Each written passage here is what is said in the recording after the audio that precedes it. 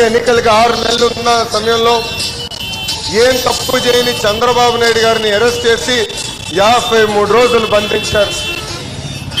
ఒక కొడుక బాధపడ ఏం తప్పు చేయని పెద్దని ఇలా జైల్లో పెడతాం అనేది చాలా బాధేసింది. కానీ మాకు మీరు అండగా నిలబడ్డారు. పిందనూరు కానివ్వండి, రాయచూరు కానివ్వండి, అదేవిధంగా గంగావతిలో కానివ్వండి, పెద్ద ఎత్తున మీరు రోడ్డు పైకి వచ్చి మాకు మీరు అండగా నిలబడ్డారు. కరెక్ట్ గా 30 సంవత్సరాల తర్వాత నేను కుమారస్వామి గారితో మాట్లాడటం జరిగింది. మీ అందరు తెలుసు, విశాఖ ఉక్కు ఆంధ్రుల హక్కు అనే నినాదంతో విశాఖపట్నంలో మన స్టీల్ ప్లాంట్ ఏర్పాటు చేసుకుంటాం జరిగింది. గత పాలకుల అవినీతి వల్ల ఆ విశాఖ ఉక్కు అనేక ఇబ్బందులు పడింది. చివరికి ప్లాంట్ మూసేసో అమ్మేసే పరిస్థితికి వచ్చింది.